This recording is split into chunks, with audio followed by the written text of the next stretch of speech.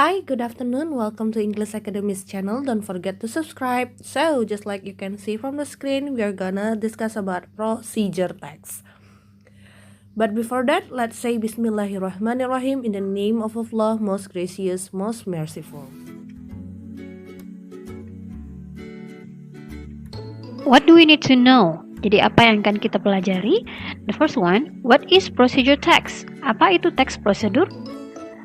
What are the functions of procedure text? Apa fungsi dari teks prosedur? What are the parts of procedure text? Apa saja bagian dari teks prosedur? And the last one, what are the language features? Apa saja fitur bahasa dari teks prosedur? Let's see one by one. The first one, what is procedure text? Procedure text is a kind of text that shows how to make something or how to do something. Jadi teks prosedur adalah sebuah teks yang menunjukkan bagaimana cara membuat sesuatu atau bagaimana cara melakukan sesuatu. For examples, contohnya, how to make donuts, bagaimana cara membuat donat. Nah, ini adalah contoh prosedur pembuatan makanan, food ya, dan biasanya ini dalam berbentuk resep atau recipe. Yang kedua, how to make dalgona coffee. Do you know dalgona coffee, right? Nah, ini adalah sejenis minuman, jadi ini akan berupa teks prosedur dalam bentuk resep. And the last one, how to operate DSLR camera. Bagaimana cara mengoperasikan kamera. Kalau ini bukan tentunya dalam bentuk resep, tapi ini dalam bentuk manual. Okay, now we come to the second one.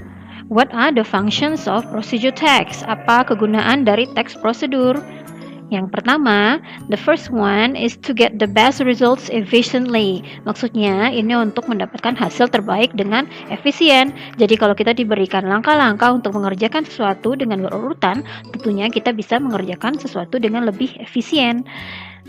The second one, to avoid accidents, damage, unnecessary waste. Maksudnya, untuk menghindari kecelakaan, kerusakan, atau mubazir. Misalnya dalam contoh manual yang diberikan, mungkin instruksi untuk melakukan sesuatu.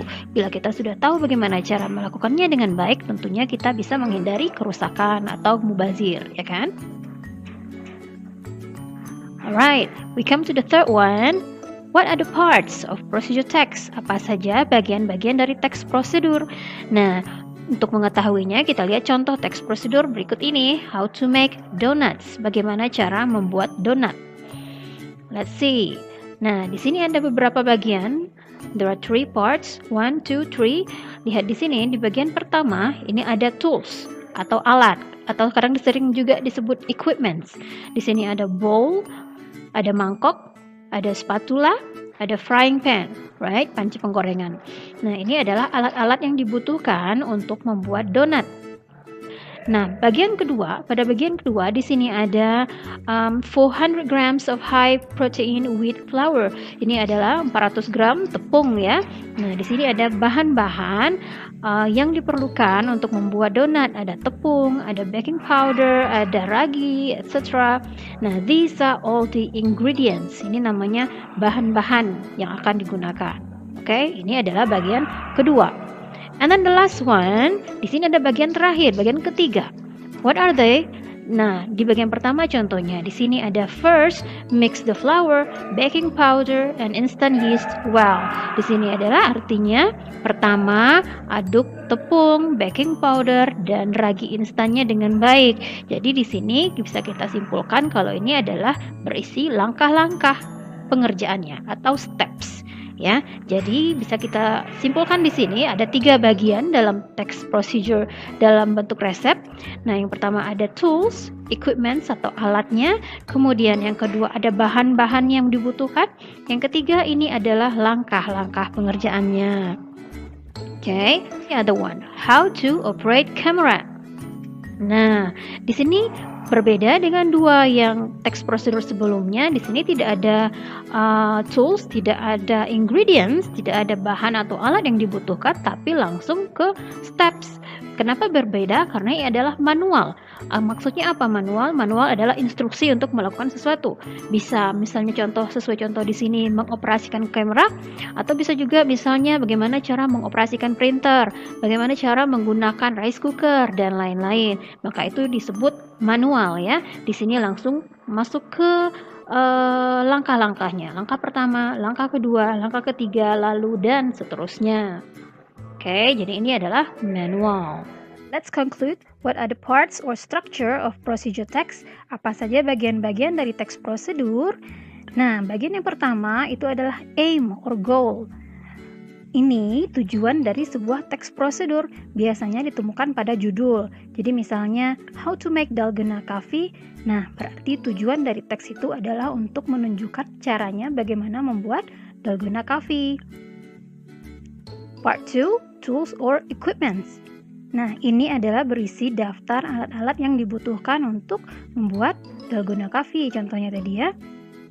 Oke, part 3, ingredients. Ini berisi daftar bahan-bahan yang dibutuhkan. And the last one, steps. Ini adalah berisi langkah-langkah pengerjaan dari awal sampai akhir. Nah, berbeda dengan manual hanya memiliki aim and goal and steps. Jadi kalau manual cuma memiliki 2 bagian dari 4 ini. Yang pertama dia memiliki judul, dan yang kedua dia memiliki steps, langkah-langkahnya. Oke? What are the language features? Apa saja fitur bahasa dari teks prosedur? Nah, ada beberapa di antaranya. Yang pertama, dia menggunakan adverbs of sequence atau keterangan urutan. Misalnya, ada first, second, after that, next, or then, finally, or lastly. Jadi kalau untuk langkah pertama kita menggunakan first. Langkah kedua kita menggunakan second. Langkah ketiga boleh kita pakai third, atau kita juga boleh pakai after that. Setelah itu, next atau then, itu terserah mau yang pakai yang mana. Nah, khusus untuk langkah terakhir kita pakai finally atau lastly. The second feature menggunakan action verbs. Apa maksudnya action verbs? Action verbs adalah kata kerja di mana ada sesuatu yang orang tersebut lakukan di dalamnya. Misalnya, add, tambahkan ya, pour, tuangkan, stir, aduk, mix, kocok, etc. The third features menggunakan kalimat perintah atau imperatives. Misalnya, cut the mango, potong mangganya. Pour the milk, tuangkan susunya. Stir it well, aduk dengan baik atau aduk sampai merata. Nah, kita lihat satu persatu. The first one menggunakan adverbs of sequence. Nah, kita lihat di dalam 2 buah resep yang udah ada sebelumnya. Yang pertama yaitu resep membuat donat, dan yang kedua adalah resep membuat dalgona coffee.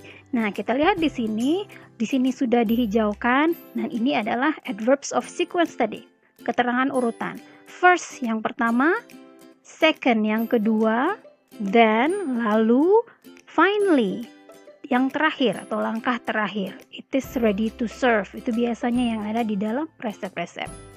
Yang resep satu lagi yang membuat dalgona coffee juga sama. Di sini ada first, second, after that, then, finally.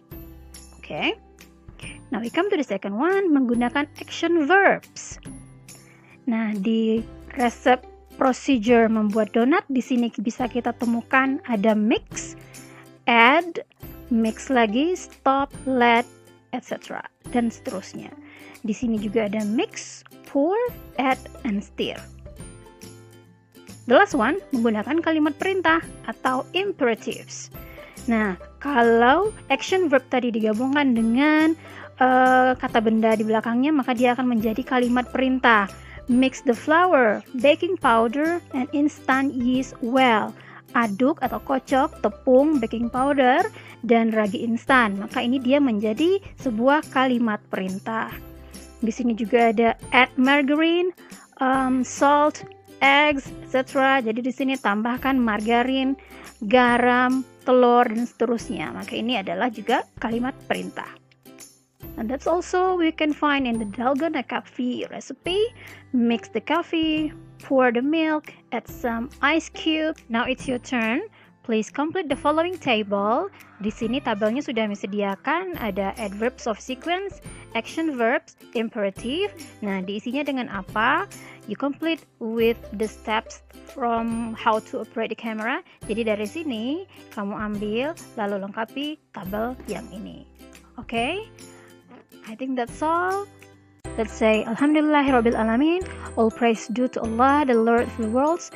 Thank you. See you again in the next video. Bye.